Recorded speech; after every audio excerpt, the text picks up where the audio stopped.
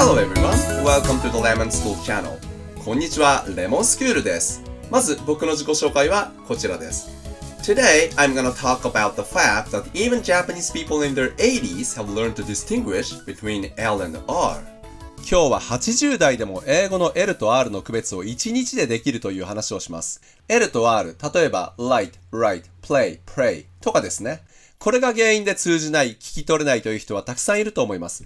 そこで今日は81歳で英語は全くの素人で聴覚障害のうちの母親が1日で L と R を発音できるようになったという話をします。うちの母は20歳くらいの頃から中耳炎を繰り返してちゃんと治療しなかったせいで片耳が聞こえなくなったそうです。それで年取ってからは聞こえる方の耳もだんだん聞こえなくなって補聴器をしないとほとんど会話ができないという感じです。一応障害者手帳も持っているので本物の聴覚障害と言っていいと思います。それで、補聴器をしてなかった頃は、人の話がほとんど聞こえないので、ほとんど相手がこう言ってるだろうと推測して当てずっぽうで答えていました。だからかなりね、会話は噛み合ってなかったです。で、耳が悪いから音を聞くっていう習慣がないんですよね。で、例えば、テレビも音を出さないで字幕だけで見てるっていうような人です。だから音を聞いて真似するっていう作業に全然慣れてないわけです。あと音楽がすごく苦手で、カラオケに行っても音程を全く取れないタイプの人です。音程どころかリズム感もないので、もう適当なところから歌い始めちゃうっていう感じです。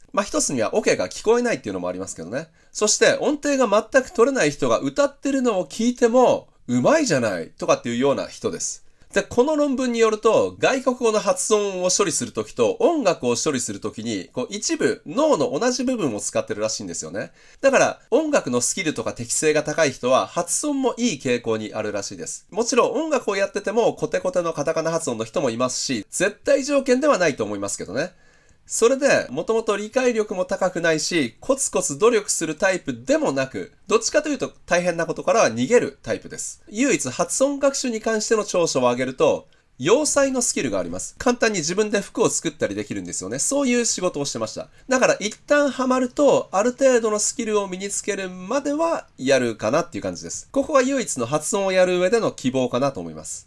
つまり、81歳聴覚障害、外国語学習歴なし、音楽の音程もリズムも取れない、理解力はあんまり高くなくて、コツコツ努力はしない。こういうことを考えると、外国語の発音の適性に関しては、限りなく底辺に近いタイプと言えるでしょう。うちの母は英語も、中学高校以来全くやってません。でも、ひょんなことから外国語に興味を持ってくれたので、ちょっと発音を教え始めました。で、こういうね、最も適性の低いタイプの人をどう攻略するかということも、発音指導では面白いところかなと思います。で、有名な英語の L と R。中には L と R に苦労したことがないっていう日本人もいますけど、多くの人は苦労しますよね。僕も実は結構苦労したんですよ。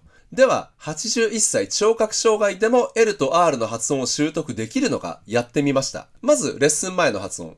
ライト、ライト。読むときはどっちも同じ発音。自分でも見るときは違うけど読むときは同じだって言ってますからね。そもそも L と R が違うということを意識したことがないので、この2つの単語を区別しようという意思がありません。L と R が区別できない人のほとんどはこのタイプですね。できるできない以前に区別しようという意思がもともとないわけです。だからもちろん light, right とかの違いを聞き分けることもできないわけです。っていうかどういう音かを知らないから聞いてもわかるわけないですよね。でもいいところを挙げると、ライトとかライトみたいにおとかうとか母音で終わらないで、ちゃんと t で、子音で終わってますよね。ライト、ライト。これが理解できるっていうのは結構いいかなと思います。これがなかなか理解できない人も結構たくさんいますからね。これまた別な動画でお話ししますけど、うちの父は母音入れちゃうんですよ。ライトとかって。そんな状態で L と R の発音の仕方を教えてみたところ、1日目ですね。1日目。まず、子音だけで発音するとこんな感じです。今度 R。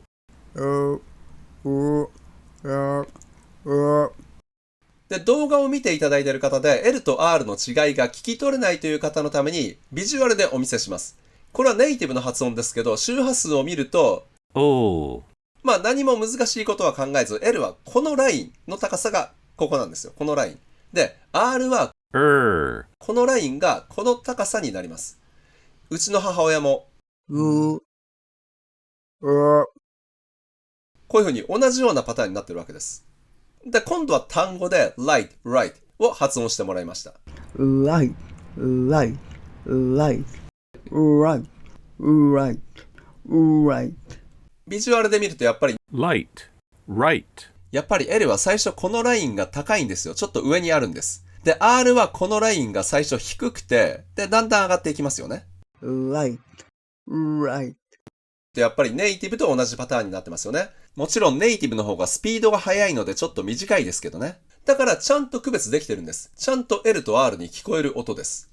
さらに驚いたことにネイティブに発音してもらった light, right, lane, rain, lock, rock, la, ra っていうペアを聞かせてどっちか当てさせたところ、なんとサクサク聞き取るんですよ。もちろん補聴器をつけてますけど、それでもやっぱり耳が悪いので、例えば M と N の区別とか、P と T と K の区別とか、日本人だったら普通に聞き取れるような音はあんまり聞き取れないんですよ。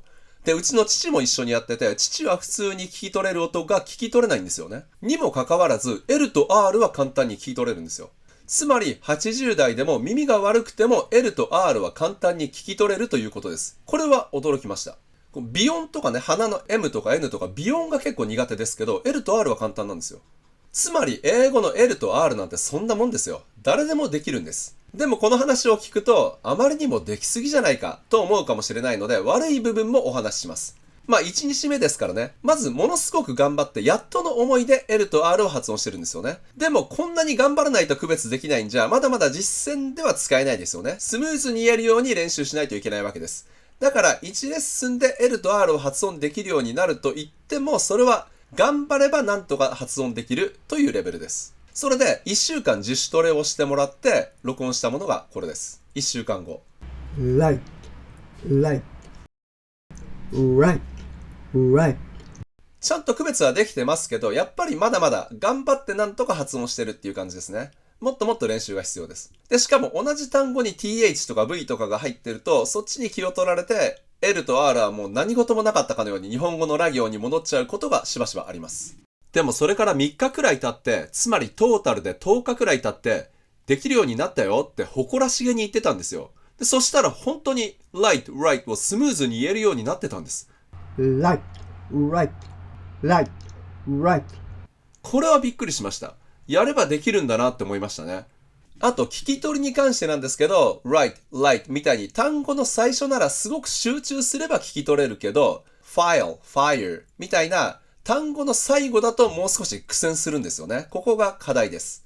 結論としては、80代聴覚障害、コツコツ努力はしないという最も発音の適性が低いタイプの人でも、1レッスンで L と R は区別できるようになる。だからこの動画を見ていただいている皆さんができない理由は一つもありません。ただし、ものすごく頑張って発音する。単語の最初なら集中すれば聞き取れるというレベルです。1週間くらい経ってもまだ頑張らないとできない感じでしたけど、10日くらい経ったら結構スムーズに発音できるようになりました。勝因は本人が発音を面白いと感じてくれてやる気を出してくれたこと、ここに尽きると思います。しかも自転車に乗りながら練習してたそうです。やっぱり発音は散歩しながらでも自転車に乗りながらでも電車の中でもできますからね。マスクしてれば見えませんし。発音練習はそれが便利ですよね。適正よりもこれが一番大事かなと思います。面白いと思ってちゃんとやろうと思ったこと。この動画が少しでも役に立つと思ったらいいねを押してチャンネル登録よろしくお願いします。